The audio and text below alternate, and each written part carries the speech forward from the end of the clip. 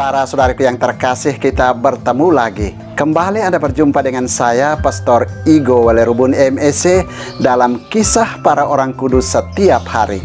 Hari ini tanggal 23 Maret, kita memperingati 3 orang kudus di dalam gereja kita, yakni Santo Alfonsus Toribio dari Monroveo, Uskup, Santa Sibilina Biscosi OP, pengaku iman, dan Santo Dismas, pengaku iman.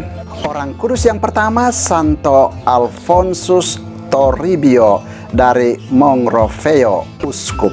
Alfonsus Toribio dikenal sebagai seorang awam Katolik yang saleh, jujur, dan bijaksana. Di Granada, Spanyol, ia menjabat sebagai Ketua Mahkamah Agung dan Mahaguru di bidang hukum. Kisah tentang pengangkatannya sebagai Uskup Agung V Peru sungguh menarik. Kehidupan imamat tidak menarik hatinya selama ia giat dalam dinas kenegaraan dan kegiatan duniawi lainnya. Namun di luar kehendaknya sendiri, Tuhan mempunyai rencana khusus atas dirinya. Sepeninggal Uskup Agung V pada tahun 1580, tahta keuskupan mengalami kekosongan. Suasana kota menjadi semakin buruk, terutama di kalangan angkatan bersenjata. Hal ini sungguh memalukan Raja Philip II yang saleh dan taat beragama. Jalan keluar untuk mengatasi masalah ini ialah memilih seorang uskup agung yang berwibawa, saleh, jujur, pintar, dan berpengaruh di masyarakat, terutama di kalangan pembesar dan angkatan bersenjata. Orang yang cocok untuk jabatan uskup agung ini ialah Alfonsus Toribio. Semula penunjukan atas dirinya sebagai uskup agung ini dia tolak dengan keras, mengingat statusnya sebagai seorang awam. Namun atas desakan raja dan seluruh rakyat, Alfonsus tergerak juga untuk menerima penunjukan itu. Ia menyadari bahwa penunjukan itu adalah kehendak Allah. Ia lalu ditahbiskan menjadi uskup agung pada tahun 1581. Dari Spanyol, ia berlayar ke Peru, sebuah negeri yang bergunung-gunung di pantai lautan Pasifik.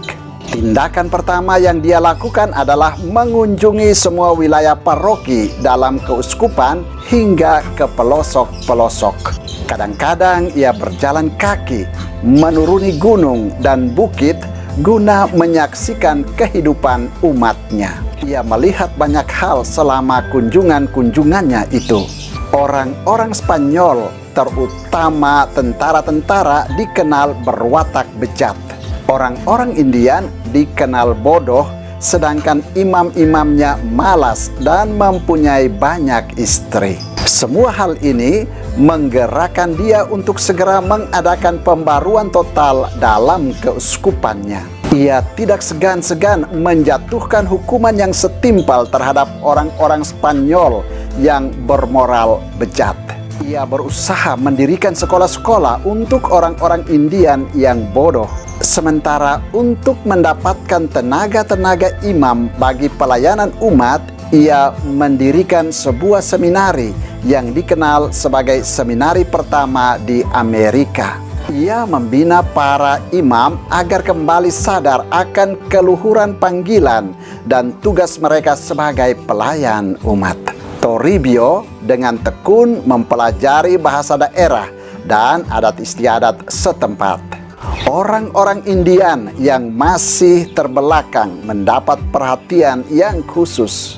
Ia membela mereka dari segala tindakan jahat orang Spanyol. Usahanya untuk membarui kehidupan iman umat sangat berhasil. Ia dibantu oleh rekannya Santo Franciscus Solanus. Selama 25 tahun memimpin gereja Peru sebagai uskup agung, Toribio berhasil mengantar kembali orang-orang Spanyol kepada tata cara hidup Kristiani. Demikian juga orang-orang Indian. Ia meninggal dunia pada tahun 1606. Orang kudus kedua yang juga kita peringati pada tanggal 23 Maret yakni Santa Sibilina Viscosi, OP, pengaku iman. Sibilina hidup antara tahun 1287 sampai 1367. Ia sudah menjadi anak yatim piatu sejak kecil. Untuk menyambung hidupnya, ia kemudian bekerja sebagai pembantu rumah tangga. Pada usia 12 tahun, ia menjadi buta. Sibilina kemudian diterima dalam sekolah biara dan menjadi sekluse, pertapa dalam ruang kecil yang dikunci untuk selamanya di samping gereja. Banyak orang minta doa dan nasihatnya. Orang kudus ketiga yang juga kita peringati pada tanggal 23 Maret yakni Santo Dismas, pengaku iman. Konon, Dismas adalah penyamun yang disalibkan di sebelah kanan Yesus dan bertobat sebagaimana dikatakan Lukas. Seorang dari penjahat yang digantung itu menghujat dia, katanya, "Bukankah engkau adalah Kristus? Selamatkanlah dirimu dan kami." Tetapi yang seorang menegur dia, katanya, "Tidakkah engkau takut juga kepada Allah, sedang engkau menerima hukuman yang sama? Kita memang selayaknya dihukum, sebab kita menerima balasan yang setimpal dengan perbuatan kita. Tetapi orang ini tidak berbuat sesuatu yang salah." Lalu ia berkata, "Yesus, ingatlah akan aku apabila engkau datang sebagai Raja." Kata Yesus kepadanya, "Aku berkata kepadamu, sesungguhnya hari ini juga engkau akan ada bersama-sama dengan aku di dalam Firdaus." Tentang Dismas, sebuah legenda berkisah seperti ini. Ketika Maria dan Yosef bersama kanak-kanak Yesus dalam perjalanan pengungsian ke Mesir untuk menghindari rencana pembunuhan Herodes, tiba-tiba mereka didekati dan disapa oleh dua orang penyamun, yakni Titus dan Dumachus. Titus biasa dipanggil Dismas dan Dumachus biasa dipanggil Gestas. Dismas mengajak Gestas untuk membantu Maria dan Yosef dalam perjalanan itu. Menyaksikan kebaikan hati Dismas, Maria berkata, "Tuhan akan mengangkat engkau dengan tangan kanannya dan memberikan kepada engkau pengampunan atas dosa-dosamu." Sementara kepada Bunda Maria ibunya, kanak-kanak Yesus berkata meramal, "Ibu, setelah aku berusia 30 tahun, orang-orang Yahudi akan menyalibkan aku di Yerusalem, dan dua penyamun ini akan ditinggikan juga disalib bersama aku, yakni Titus di sebelah kananku dan Dumachus di sebelah kiriku.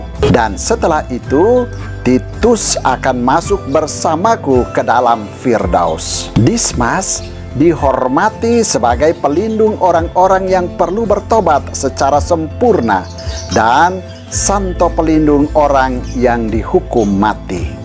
Saudara, demikianlah ketiga orang kudus yang kita peringati pada tanggal 23 Maret, yakni Santo Alfonsus Toribio dari Monroveo, uskup, Santa Sibilina Viscosi, OP, pengaku iman, dan Santo Dismas, pengaku iman.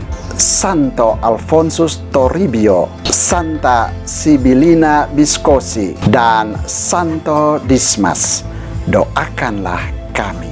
Tuhan memberkati.